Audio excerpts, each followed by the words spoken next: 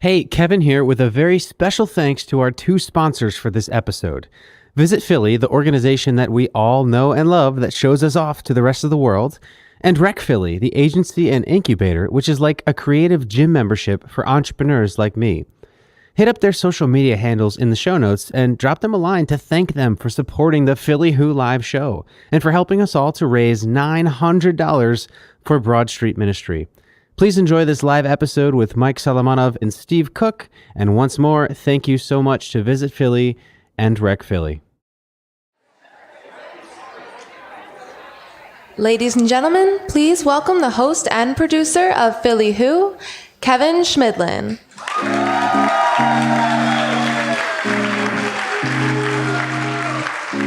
Wow.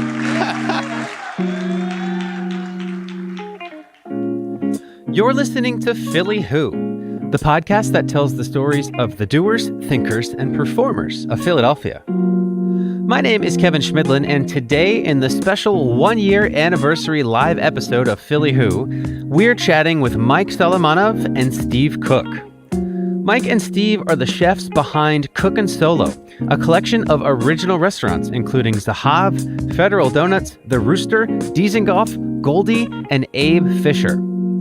At the time of this interview, Cook and Solo had together accrued 4 James Beard Awards, which are basically the Oscars of food and dining, for their restaurants and cookbooks. Just 5 days after this recording, they took home their 5th James Beard as Zahav won the award for Best Restaurant in the Country. In this episode, you'll hear how these two restaurateurs came together to bring Israeli cuisine to Philadelphia, and in doing so, transformed the Philly food scene.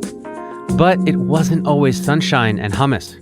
As you'll hear, when Zahav first opened, it struggled mightily and was in danger of failing, thanks to the 2008 financial crash, an intimidating menu, and the revelation to Steve that Mike was struggling with addiction. Hear the story of how Cook and Solo overcame these challenges and in the 10 years since built a Philly restaurant empire, now on Philly Who. And I was like, Steve, if you want me to walk away from this, I can walk away. And he was like, you're not going anywhere? And then he was like, I would do anything for you.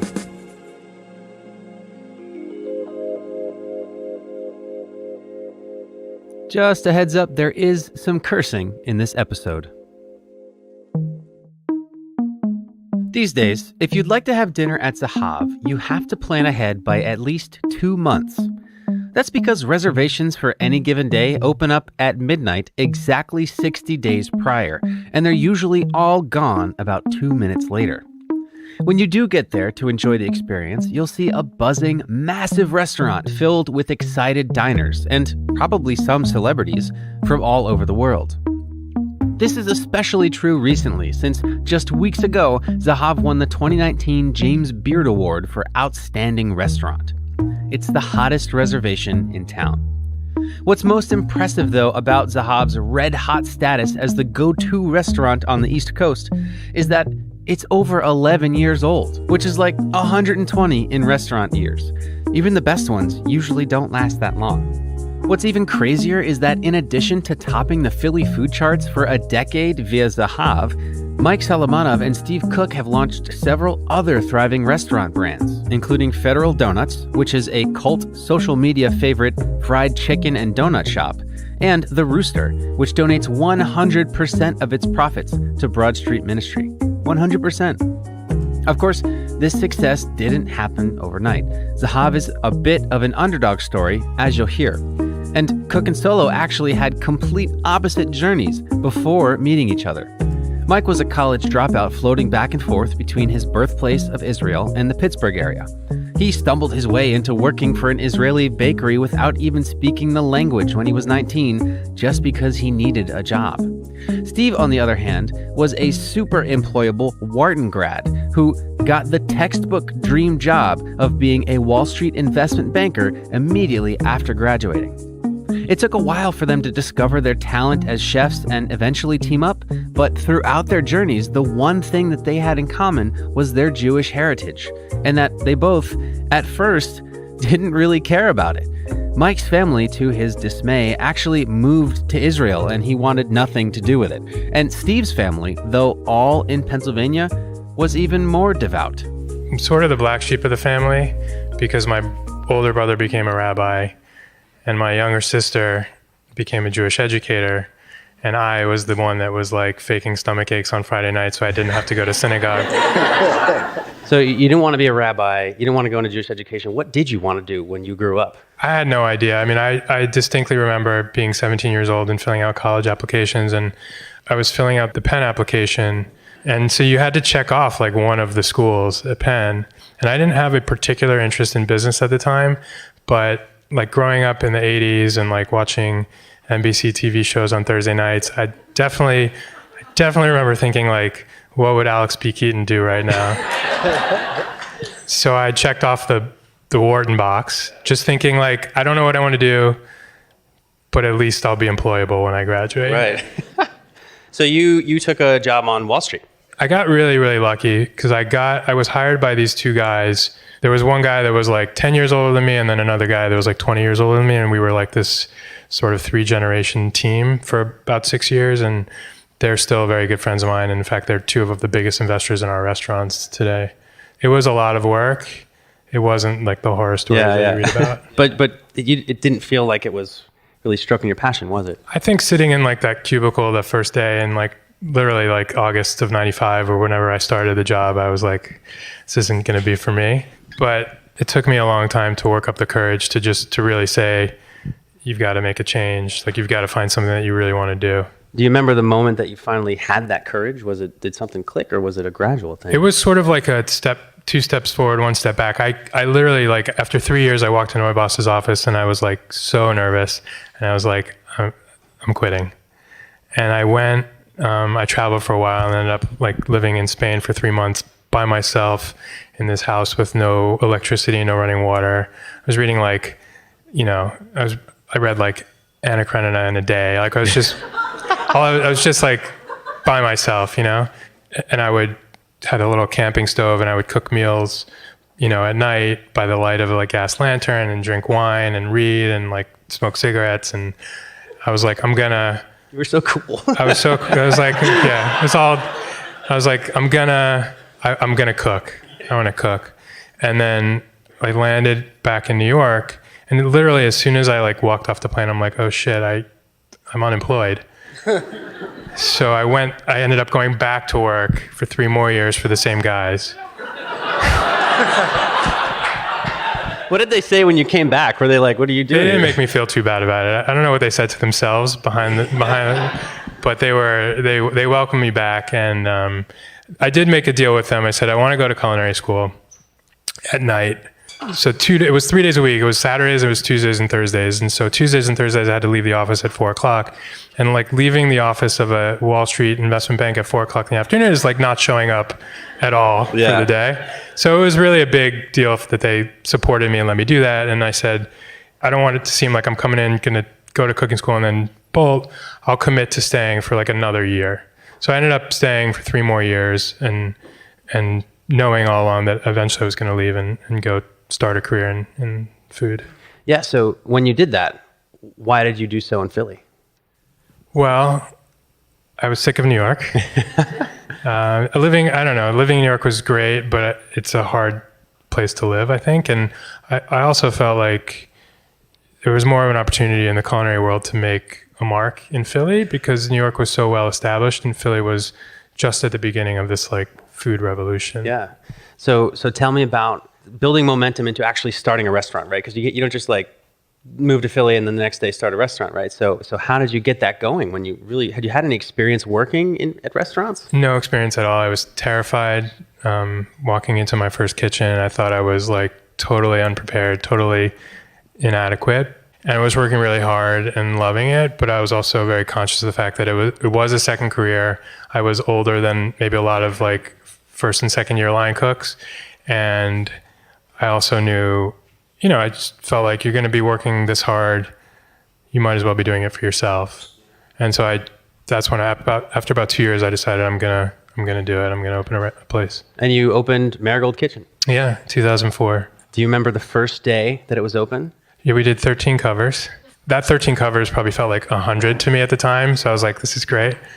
But we probably should have known better because I mean, I went to Penn and I knew that like 45th and Larchwood was like at least 5 blocks past where like Penn students at the time were warned not to go past.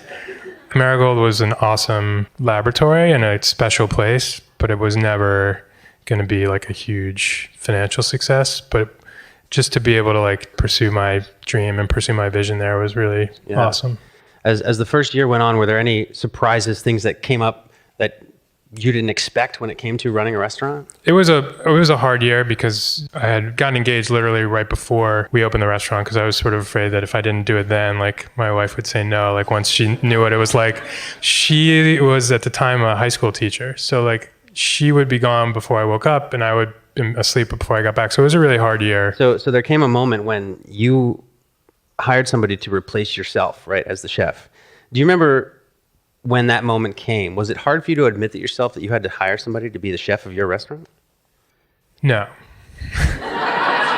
Great. I'm pretty practical as a person and I think honest with myself. And if it's not working, it's not working and there's no point. I mean, that's the sort of attitude we apply to the restaurants. You can't like, you work really hard. You know, you put everything you have into it. Sometimes things just don't work. Yeah. And the quicker that you can come to that realization, the quicker you can actually do something about it. And I think what we did was pretty awesome, because that's when Mike and I first started working together. So how did you find the chef that you would wind up hiring? I mean, the industry's changed a little bit, but back in the day, it was like I would always hear about Mike because he was the other Jewish line cook in Philadelphia. So I knew about him. And in fact, my first apartment was 2028 Green Street, and you were at 2026 or 20... Next door? Next door. But we never met. Wow. But when I started like looking in earnest for someone, I talked to Mark Vetri, who I had been introduced to when I moved to the city.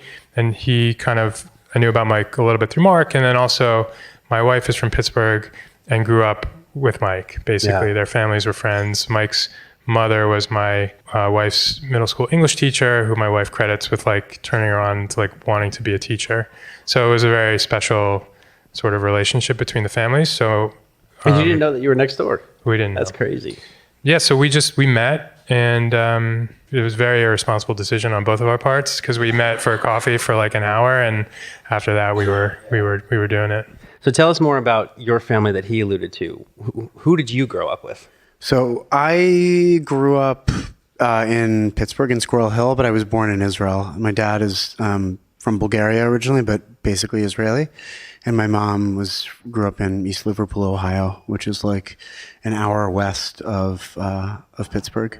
So how old were you so you said you were born in Israel. How old were you when you moved to the States? I think I was like 3 years old when we Okay. moved to the States. And then when I was 15 years old, we moved back to Israel.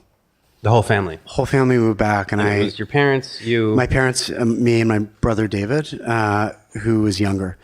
And I didn't, I was 15 years old. Obviously moving to a different country was like not what I wanted at the time. Right. Did you speak the language? No, not even a little bit. They spoke mostly English in the house, and then I had like Hebrew school Hebrew, which is not real Hebrew. So I could count to 10. Right. Say a prayer, sing happy birthday. Where's the bathroom? Same 3, bathroom, share a team. So I still remember that. So we moved back, and I threw a fit and was like, I'm going to stay for 1 year, which is not like, and basically my parents were like, if you come for 1 year, you'll go to an American boarding school, just give it a shot. And then if you want to go back, you can, which seems like a crazy idea. Now as a parent, I'm like, there's no way I would ever let my kids do that, but they did. I was really, really difficult. So my brother David, like, assimilated, went to public middle school, learned Hebrew, basically became Israeli. I went to this boarding school in this town called Pardes Chana, which at the time was like where every immigrant would go and farm. It was this big agricultural school, and it was so different than the sort of middle class to upper middle class privileged life that I was living here in the States, because nobody cared about any where you came from at all. And like once a week we'd be out in the fields like picking pomelos or shoveling dirt and moving it to another part of the farm, So, and also it was in the 90s, and there was a huge wave of Russian and Ethiopian immigrants. And so we thought we were like badasses, and then we would meet like, people that were basically fleeing like persecution, you know, and even on the Russian kids on their passport, it said like Jewish, you know, which is like a pretty hardcore thing. So we got our asses kicked by like many nationalities. And we also, at that time too, that was like, we watched peace happen with Jordan in real time. And it was a really exciting time, I think, for Israel. And also over there, you can, at that time, you could hitchhike wherever you wanted. And there was like very little threat of something terrible happening. So we would really just like travel, and it was very carefree. And I think probably the most important year of my life. I mean, did you enjoy that year, or were you counting the days to get back to the States? Well, sort of both. I had this idea. I was super stubborn, and I was like, I have to get back. This sucks. There's no cable. You know, I finished high school, weaseled my way into university in Vermont, and went to UVM and dropped out 3 semesters later. But yeah, I basically, you know, spent my parents' hard-earned money on like, you know, smoking pot and snowboarding, and I dropped out and ran away back to Israel. Wow. With not a lot going on in my life. And I had no skills, really. You know, I had like minimal Hebrew and like 3 semesters of like studio art. Why did you go back to Israel? That's a great question. I mean, I had nowhere else to go. I had dropped out of school. I was like struggling like with addiction, and my mom was like, please come back. You know, we're sort of concerned. There was nowhere else that I could really be. Yeah. So I ended up in this town of Kfar Saba, walking up and down the street, basically asking like shopkeepers if they needed help or if they needed like labor. And you could barely speak their language. Yeah, I mean, the job market is like not huge for somebody that doesn't speak Hebrew and is like a studio art major in Israel. So who knew? Yeah, and I got a job working at a bakery. But I grew up with my grandmother's cooking, and it was like Sephardic Bulgarian cooking, so a lot of like savory pastries. And if anyone's ever been to Israel, you know, on like every corner, there's like borekas and the rogalach, and those are things that I had always loved. And so I show up at this bakery, and I'm like, borekas, okay. Hey, can I work here? And they were like, immigrant worker and American. It's kind of a twofer for them. And so they kicked my ass a bunch, and I learned. You know, I wasn't like, I want to be a chef. I was like, I need to, you know, have a job. And they were like, here's like a pizza cutter, chase around rats for like, you know, all day, or scrub sheet trays. I worked, that was a word that I learned really quickly, was magash, or magashim, which means sheet trays, because I would scrub them for like 12 hours a day. And it was awesome. I fell in love with it. So you liked that grunt work? So here's the thing. I was used to like not working hard at all and really taking, right? And being sort of like a recluse. When you work in a bakery, especially in Israel, it's sort of the opposite. The bakery is like City Hall. Nobody gives a shit about carbohydrates in that country. Everybody eats starch. Everybody eats pastries like 3 times a day. And every kind of person works in a bakery, you know? And you would learn like in 5 different languages how to like insult somebody's mother, you know? And then also every kind of person like uses the bakery, you know, on Fridays, whether or not you're religious or secular, you go and buy challah, you know, and so it was such a different life that I was living. I was like working hard, really, really hard for almost no money, and like giving, and that felt really good. Yeah. You know. At what point did you start to think that you wanted to actually, you know, learn to be a chef? Well, so I got a job working up the street at this like cafe, and that.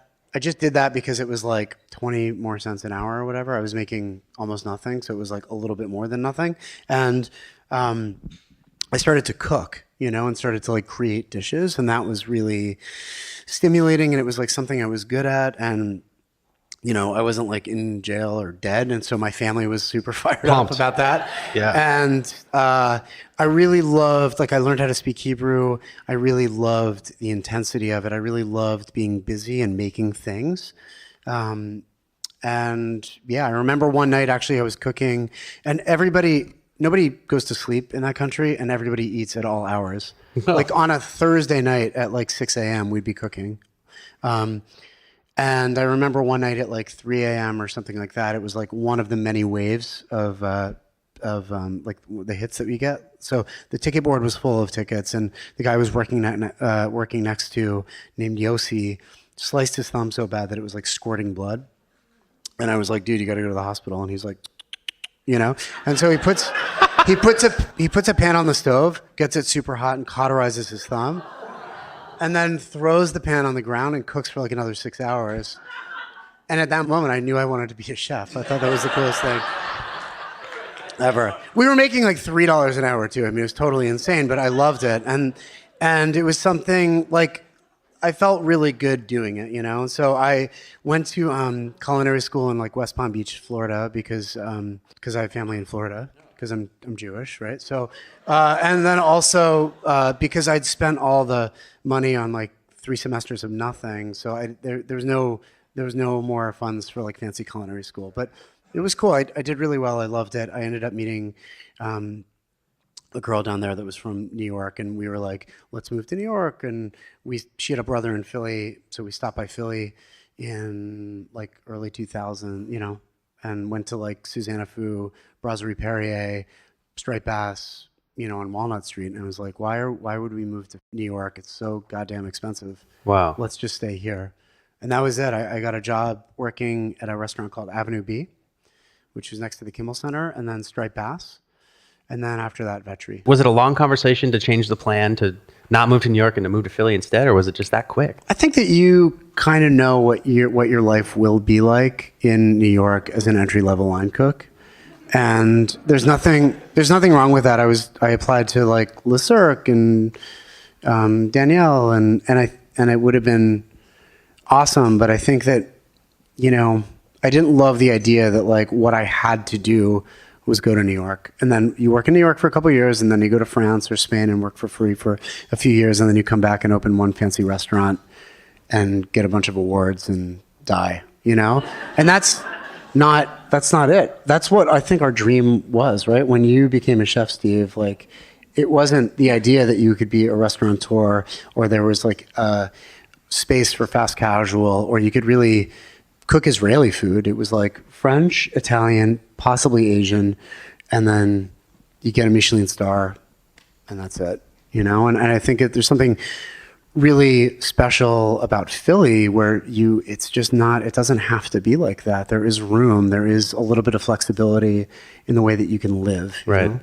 So you would go on and take a trip back to Israel, right? Like, did you keep in contact? Your family stayed in Israel while you were here? Yeah, they were in Israel the whole time. And so I would go back to visit. And when I was at Vetri, my younger brother, David, did what every other kid does in Israel, basically, and joined the military. And then I hadn't been back in years. My mom was like, come back to Israel. I'll buy you a plane ticket. You just have to cook dinner for my friends. Your brother's on vacation. From the army, you get like a month break before, and it coincided with my Vetri break. So I went back there. The meal that I cooked for our friends, I thought was like 5 people around a kitchen table, was like 2 nights, 20 courses, like 20 people. And so I had to like shop for this thing. And so David and I really connected and traveled the country, and I learned like what Israeli food was, not through the eyes of a chef or like a tour company or anything like that, but my brother, who's like not a foodie and 21 years old, but he knew where that amba came from Iraq. He knew where the best couscous was. He knew the heritage, like the lineage of like the boreka that I fell in love with, and traced it back to like Spain. Yeah. And like everybody there kind of gets that because we all love food, right? So a few days before his release, he was killed actually in service. And that was about a month after I had visited him. So obviously after he died, that was, that I didn't want to cook Italian food anymore. And I went back to Israel, and Mark Vetri actually, I told him I wanted to go back a few months after Dave was killed and cook for my brother's army unit. And Mark was like, I'm going to come with you and we'll roast a suckling pig. And I was like, you can't do that for... Pretty sure the IDF isn't going to pay for that pig, and then he was like, "We'll make ossobuco," and I'm like, "Yeah, right." So we made schnitzel for 300 soldiers, and and it was that that experience I think for him was really sort of life changing. He flew over to Israel on a birthright plane, so it was like 18-year-old American kids getting wasted, going on this like vacation, and he was super tired when I picked him up because he got no sleep because it was like spring break or whatever. And we drove all the way up. We cooked this meal like at the sort of on the border with Lebanon, where Dave was killed. And at the end of the night, he looked really shitty, actually. And I was like, "What? Are you like super tired?" And he was like, "I just we're cooking for all these like kids that were like your brother's age." And I was on this plane this morning with a bunch of kids, also your brother's age, that were like partying, and now we're surrounded by these kids that are like covered in mud that have like 4 minutes to like eat before they have to go out there and like defend a border like your brother sort of died doing. And something sort of changed with him, and I think that's probably where, you know, me not wanting to cook Italian food or French food and maybe being more interested in my heritage probably started. After Mike came back to Philly, word spread that Marigold Kitchen was looking to hire a chef. The current chef, Steve Cook, was already burnt out and wanted to take a step back from the day-to-day. Mike and Steve got together for coffee, learned about each other's Jewish heritage, and decided to give it a shot. Cook meets Solo.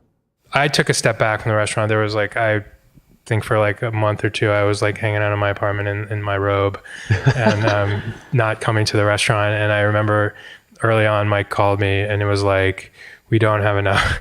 He's like, we don't have enough money to pay the dishwasher. I guess it was like the front of the house manager who was doing payroll was like, there's not enough money, but like, it's okay. We'll like pay them later. And Mike called me. He was like, this isn't right.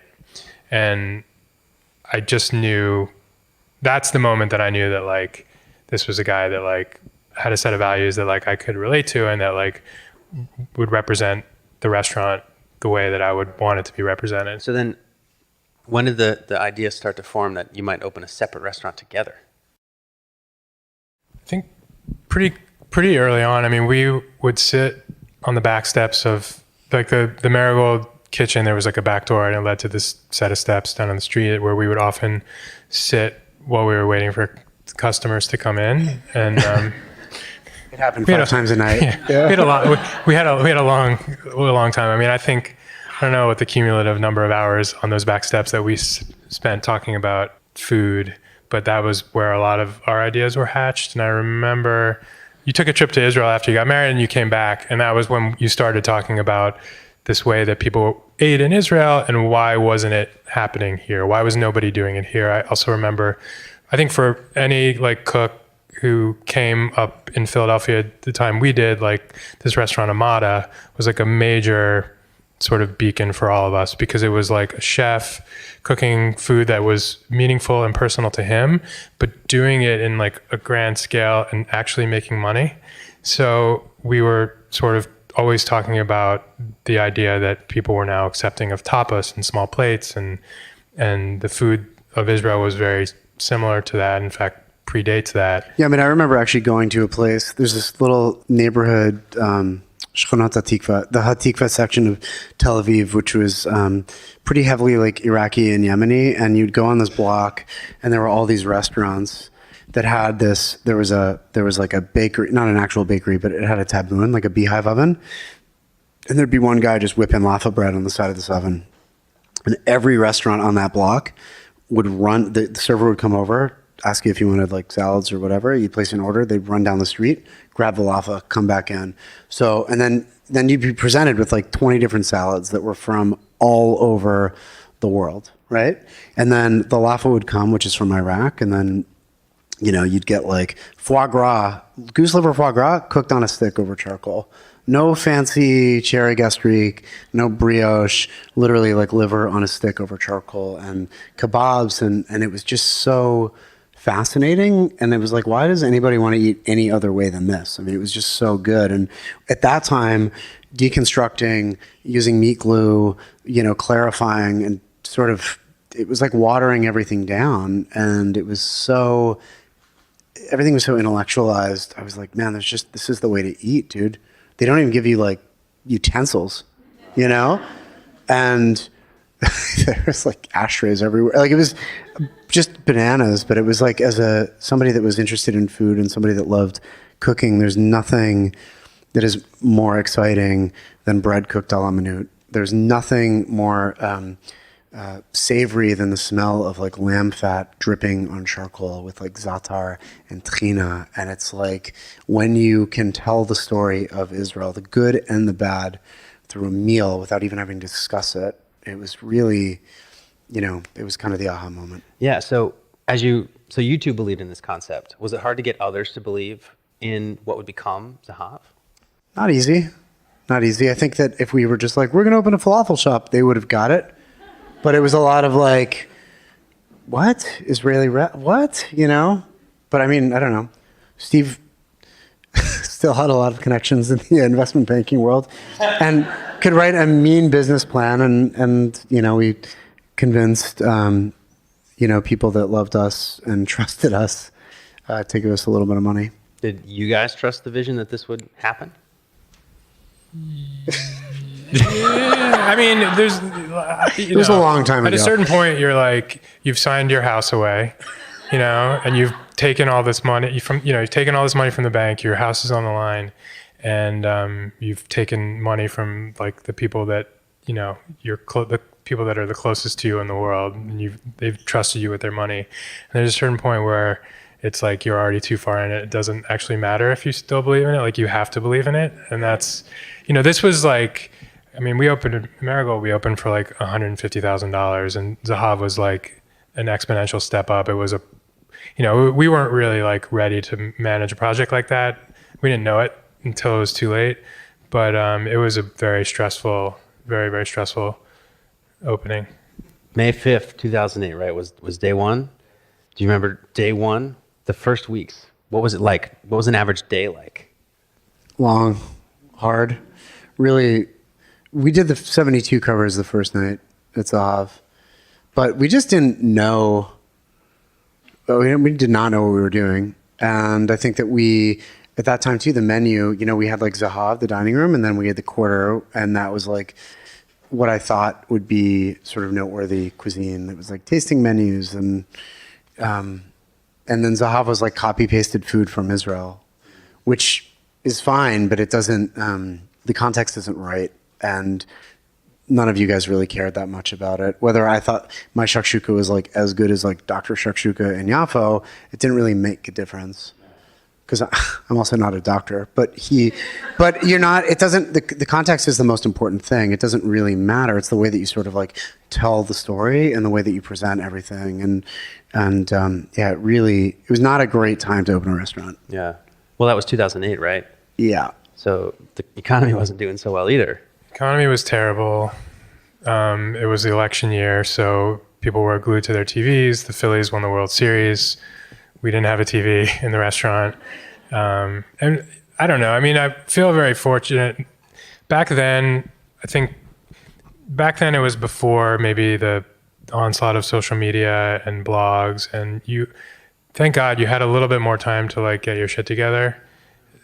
And we didn't know what we were doing, and we needed that time. We needed a lot of time, and we were very lucky that we were able to like survive long enough to figure out what, how we were going to communicate, how to understand what we were doing, and then figure out how to communicate that to the guests. And I don't think, and like today, you don't have that much time. So I feel lucky that like we opened, as crappy a year as 2008 was to open a restaurant. Like I don't know if under the same circumstances in 2019, like it could have been. Open and close in 6 months. Oh, yeah, no time at all. In those initial 6 months when you were learning and experimenting, were there any days that you thought that you're going to have to close it and Zahav would be no more? Many days. Yeah, every day. Many days. I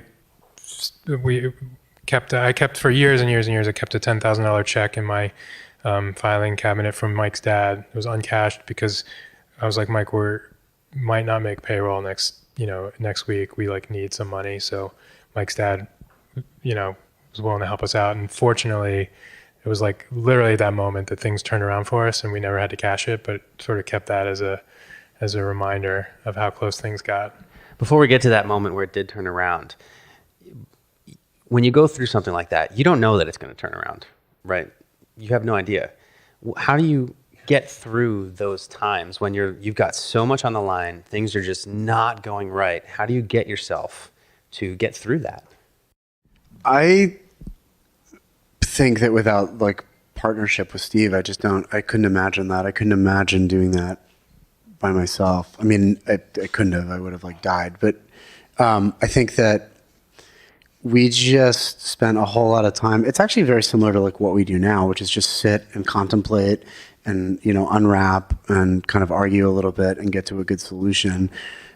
When you have not taken a paycheck in like a year and you're calling your parents to borrow money to make payroll, you learn really quickly. You have to make decisions. And there's also kind of a fuck it thing too. Like, well, we really have nothing else to lose. We're probably going to close, and at that moment, I think we could be really honest with ourselves about what we needed to do, like what our responsibility was as people, as a sort of conduit between Israel and the States, but also like our responsibility to our guests. And it wasn't sort of aping it. It was like really telling a story with the food. Yeah. Now it was in this time period that that it came out to you guys that Mike, that you were struggling with addiction. Now, as much as you're willing to say, how did that affect these times? How did that affect your partnership? Well, it made things exponentially more difficult. That was at the same time. I mean, I called to ask my dad for money like 50 days after being out of rehab and detox, which was like 60 days after Steve found out that his partner, that we've invested everything together, collateralized everything together, was hiding a drug addiction. So, needless to say. How did Steve react when he found that out? Steve, the first things that he said were, we know that you need help. We know that you have a problem and we want to get you better. And that was it. And then drove me to detox. He took you. He took me to detox, and then I was in rehab for 10 days, and then I came out of rehab, and I couldn't I thought you get clean and you go to detox and you go to rehab and then you go to some AA meetings and then, or whatever it is that you do, and you're good. And I couldn't get it together. It wasn't just the use, it was like the behavior, and I really couldn't, there came a point where I literally couldn't be in my car by myself. And because you would just go. Because the problem with this stuff is that it's just, the physical addiction is one thing, but if anybody has been through this before or known or had family members, and the reality is that you probably all have, you can't get from one block to another in early sobriety without thinking about using. It just can't happen. And so I couldn't carry money on me. And to this day, I still don't like carrying $20 bills. I couldn't drive. So I was like, Steve was like, I will pick you up at your 12-step meeting and I will drive you to work, and did that every single day for a year. Yeah. Picked me up. I started going to a 12-step meeting at 7:15 in the morning because it was the opposite. I would go to bed in addiction at 7:15 in the morning. So it was like, gotta get up early, go to this meeting. Steve would pick me up at Rittenhouse every morning with his son Leo, and we would drive in, drop Leo off at daycare, and then he would drive me to work every day. So Steve, again, as much as you're willing to share, you find this out. You're going through, you just open up this restaurant, it's not going well. You find out this surprise about your business partner. Your reaction was noble. It said, hey, we got to get you through this. What was going through your mind? I mean, first of all, Mike and I had known each other at that point, for over 3 years. We were very, very close. So naturally, I wanted to help him as much as I could. It was complicated by the fact that we had this sort of albatross of a business that we were trying to figure out what to do with. And, you look at it and there's really only one path forward. It wasn't going to work without Mike. I wasn't going to, leave him behind. And so that provided a lot of clarity, because it's like, back to your earlier point about how do you manage through these, these difficult times in the face of failure. For me, it's just find something to do. Find the littlest thing, no matter how small it is, anything that could advance the chances of success, anything that can advance, the cause, and keep your mind off of just constant worry, just do something. And so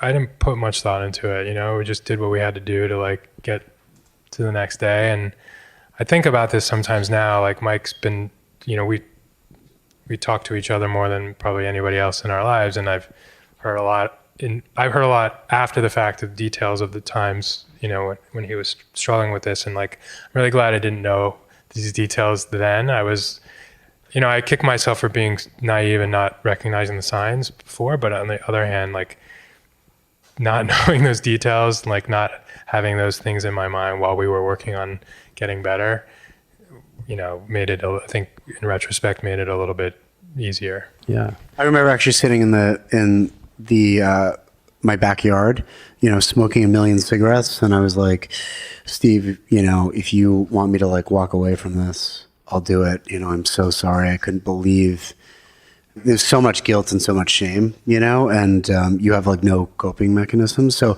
I was like, I can walk away. And he was like, just relax. Okay, you're not going anywhere. And then he was like, I would do anything for you. Just relax, So yeah, I owe my life. I mean, whatever success we have in professionally, I owe to Steve, and like I literally owe my life to this man.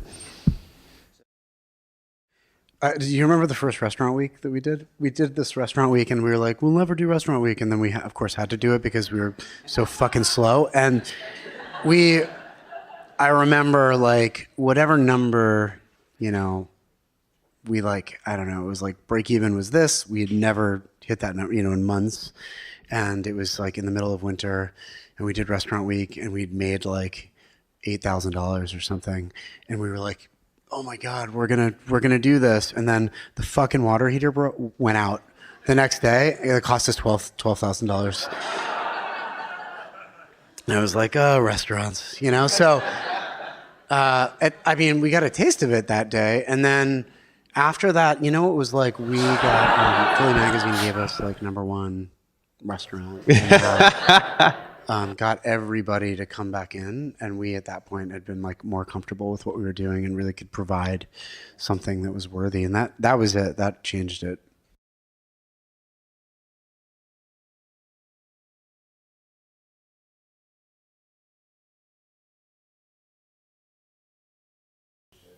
So did you guys this whole time still believe in the concept, and was it just the fact that other people didn't get it yet, or were you starting to think maybe this isn't the way to go?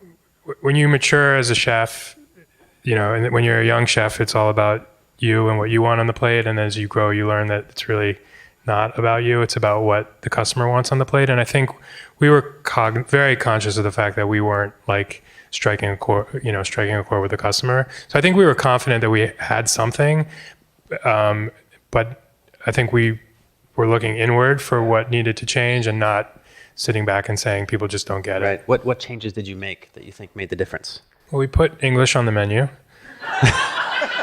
The restaurant week format was like very formulaic, and we were struggling because we weren't like a appetizer, entree, dessert restaurant, which restaurant week was set up for.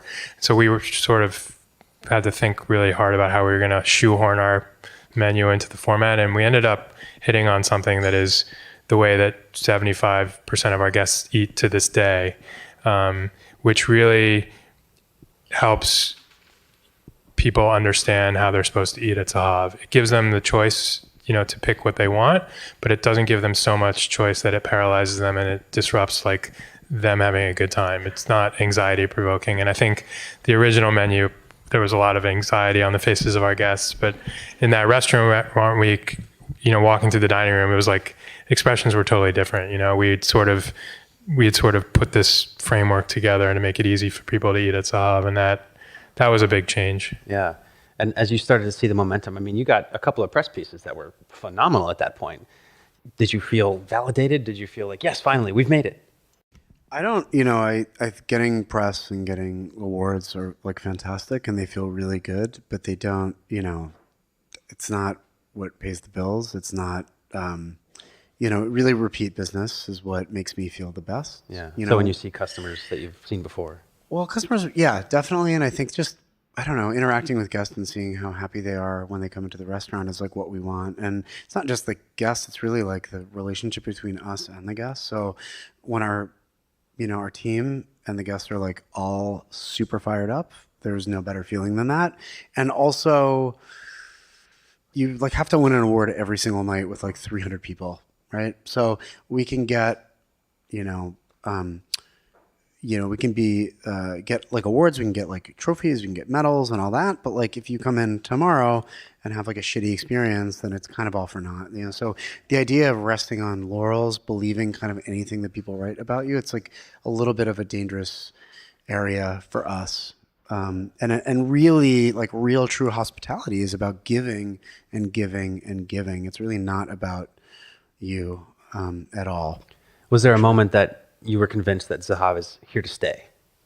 I think maybe just now in our 10th year, I'm like, but I think that it's hard though, because, a 10-year-old restaurant, I mean, it'll be 11 years in a couple of days, but, that might as well be 100 years. And if we're not reinventing, reinvesting, financially, but also like emotionally in the restaurant, and we aren't continuing to progress, then we die. And there's nothing that would be nothing worse than really going out on a bad note. So, yeah, I mean, I think Israeli food is here to stay. And I remember in our business plan talking to all these people, or telling them that, like, Spain has had its time, Italy, French, Israel is like, and I was like, man, this is bullshit, what we're saying. But, Israeli food is a thing now in the US and in the world. And it's really been amazing to be a part of. Yeah. So it wasn't too long until you started working on your next restaurant concept, right? And it may not have been the next one in the order, but it's one that's... Is it true that Federal Donuts came about by you guys going to eat fried chicken after a long Zahav shift? I think a couple of things were happening. I was eating tons of Korean fried chicken at the time. We had become really good friends with Tommy and Bobby, and also Felicia, but Tommy and Bobby brought Stumptown to Philly. And Bobby lives in Pennsport, and I thought Pennsport was really cool. We owned Zahav, which wasn't making any money, and Percy Street, which was making slightly less money. And they were two big restaurants, and we were like terrified, but also really kind of bored. So we put in a little bit, enough money basically. If we had lost it all, it wouldn't have been that big of a deal. And we opened Federal. Tell me about the conversations that you had between yourself when you convinced yourselves to open a coffee, donuts, and double fried chicken place. It sounds crazy when you say it out loud. It was, yeah, I mean, when you say it out loud, but I think we had this sort of like feedback loop going among the five of us that I think, we all thought it was the greatest idea we ever heard, and nobody was around to tell us that it wasn't. And it was a very low risk proposition. It was almost like an art project in a way. We all put a little bit of money in. Bobby found this like disgusting vacant cheesesteak place that he like built with his own hands. And yeah, we were making donuts in the basement of Percy Street Barbecue, and then we were frying chicken at Zahav. So like the reason that all of the original fried chicken flavors were like Israeli spices basically came from that. Yeah, and it just goes to show that like when you tell people about your next concept and they're like, you guys are going to kill it, those are the ones you have to worry about, because nobody said that about Federal. So when it started to grow, I mean, quickly.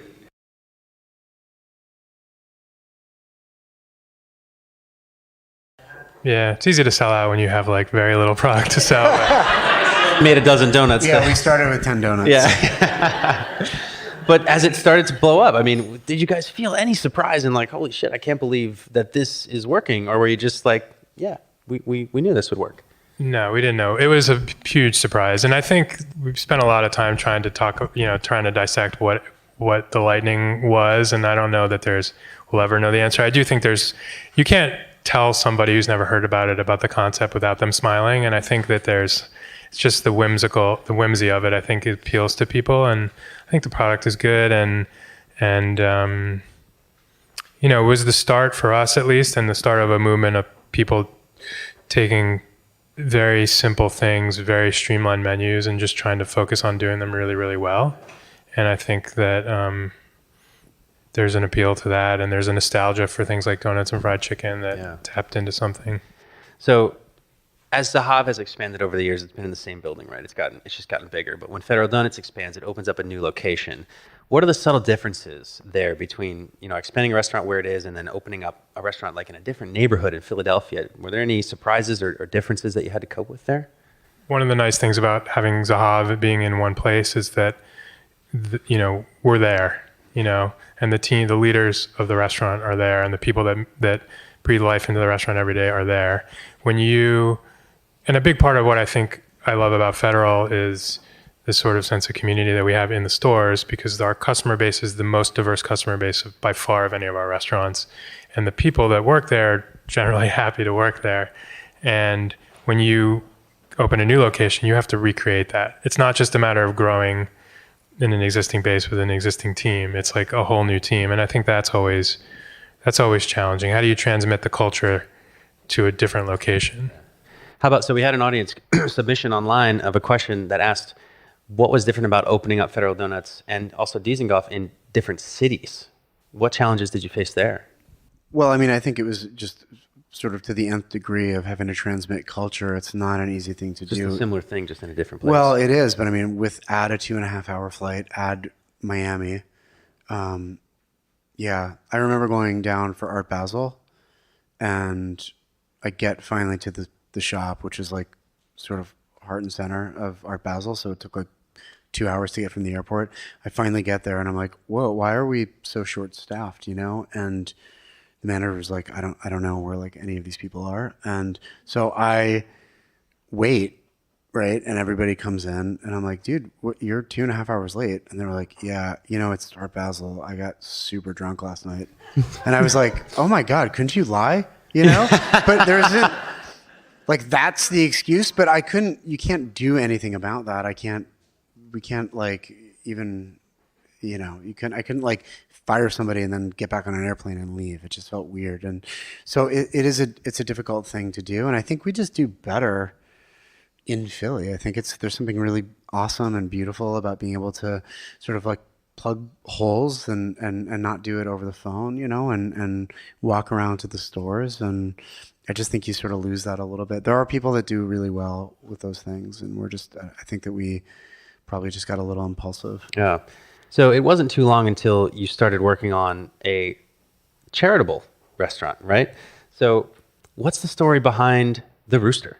It really goes hand in hand with the growth of Federal, because as Federal was growing, like our issue is we still take a lot of shit for like running out of product in the early days, which we almost never do anymore. But we didn't have enough space to like, cut our own chicken or anything like that. And so as we grew, we finally moved into this like commissary facility. And for the first time, we were able to like produce enough food for the stores. But then we realized we were like, had like 500 or sometimes almost 1,000 pounds of chicken bones that we were throwing out every week. And it was right around the same time that we had gotten involved as a company with Broad Street and been introduced to them. And so just those two things were rattling around in our brains at the same time. And that's where Rooster was really born, which was to sort of convert basically food waste into social justice, really. Tell me about how you came across Broad Street Ministry. How did that become something that you were passionate about? So a friend of mine in the industry called me up one day and he said, I'm on this board of this great organization here. Do you want to come? Would you come to a meeting with me and check it out? And I was like, absolutely no way. No, I mean, I'm not a joiner at all. And I think 9 times out of 10, I would have made an excuse and not gone. But for whatever reason, I said, sure. I went to the meeting, but then really what it was going on a Thursday to see a lunch service. Yeah, you went. What did you see? They joke that it's like they're in the same business as us, just at a different price point. When you walk into Broad Street now for a meal, you're going to get greeted by a host. You're going to get shown to a table that has a tablecloth on it. It's set with, silver and china. You're going to have a 3-course meal served to you by a volunteer waitstaff, but that's been prepared by a professional kitchen. You're going to have an opportunity to talk to people at your table. You're going to have an opportunity to interact with the volunteer staff, and you're going to have an opportunity to be invited to a table, which is really like something that we all take for granted. We can go out, we can go to a restaurant whenever we want and pay for hospitality. We have family and friends and social capital to spend. But when you are, when you're homeless or hungry or struggling, that's one of the first things, that social capital disappears real quick. And you're not getting dinner invitations. You're not being invited to share a meal with people. So their approach of extending that invitation, of gaining the trust of their guests, and then being able to offer this whole suite of social services to help people get, take steps towards getting back. So you said, okay, we have all this extra chicken parts that we're not using for Federal. we have this community that's providing hospitality to people. How can we combine those things? Exactly. And it was that you wanted to offer them soup, right? First, we were just like, we'll drop off buckets of soup at your back door and, everybody will be happy. Did they want that? No. They're very sensitive about the term soup kitchen for good reason, because they're not a soup kitchen. So they felt like that would reinforce the wrong stereotype. So they said thanks, but no thanks. It's one of the things I learned from them early on is like how organizations like that are so often get donations from well-meaning people of things that they absolutely do not want. So I think it's, it was a reminder that we need to, in anything we do, we need to listen to what our guests or our clients are telling us they want and not give them what we think they want. So we went back to the drawing board and we came up with, what we thought was a cool idea, which was to, instead of it being a transaction between us and Broad Street, we'd add a third sort of leg to the stool and engage the community and have a place where the community can come and eat and know that, just by eating lunch, they're actually kind of contributing to helping make a problem that we all face a little bit better. So I have a couple questions that I ask every guest, and I think we'll try one-on-one, see how that works.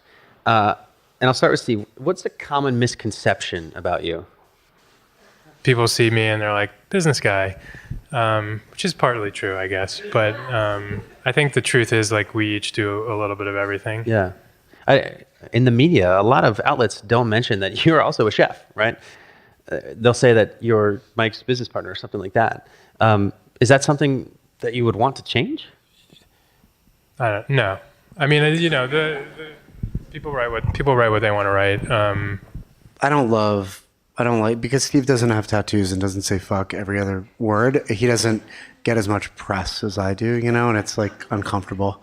And I think it's like ridiculous. And alternatively, like out in the street, on the street, somebody will be talking and they'll be like, give their phone to Steve and be like, can you take a picture of me and Mike? And I'm like, we do everything together. And I'm the chef of Zahav, but I would say more often than not, Steve probably has greater input in food company-wide. And then I think probably in our company, Steve is like, 1,000% smarter than I am, but also I think they're like, I don't know. It's like Steve and I are equal partners in everything we do. So it's kind of funny how that works, but it is a difficult thing. And I think that like we've known each other and loved each other for such a long time. I guess most of the time we can like laugh about it. Yeah. If you could send a message to yourself in the past at any moment, butterfly effect aside, so it's not gonna be like, oh, you won't have what you have now. Would you? I really understand what you just said. Fair, that's fair. Yeah. If I could send a message to myself in the past, it would be to articulate that question. Okay. Where's the butterfly? Have you ever seen the movie Butterfly Effect? No. Okay, so the idea is that if you like kill a butterfly now in 20 years, like the world is totally different because of all the like cascading. I think it's an effect. old like Isaac Asimov, like a science So fiction thing.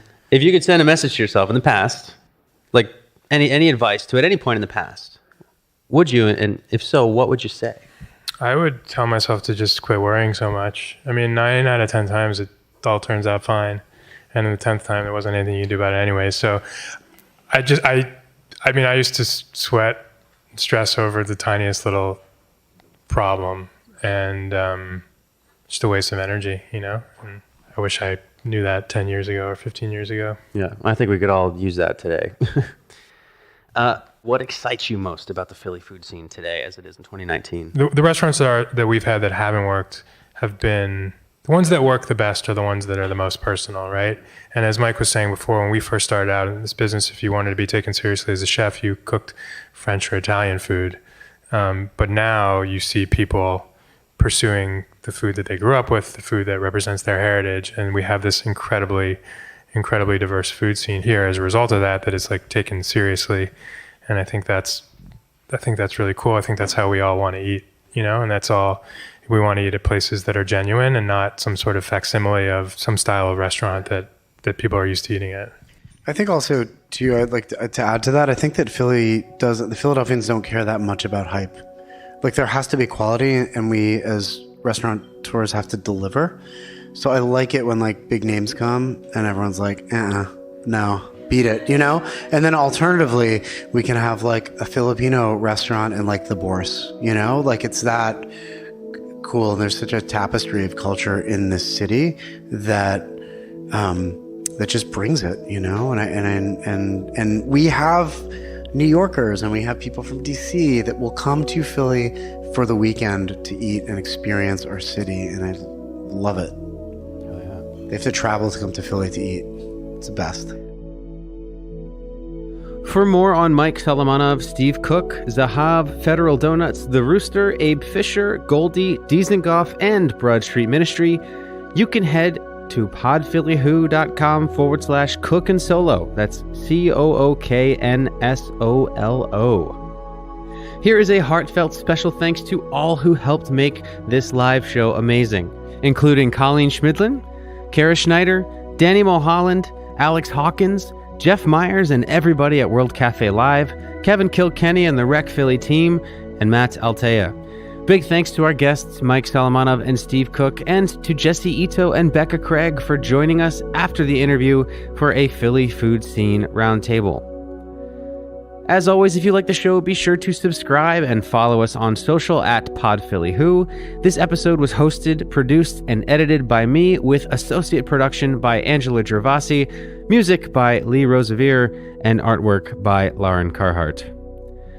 Once again, thank you so much for Pod Philly Who. My name is Kevin Schmidlin. Till next time.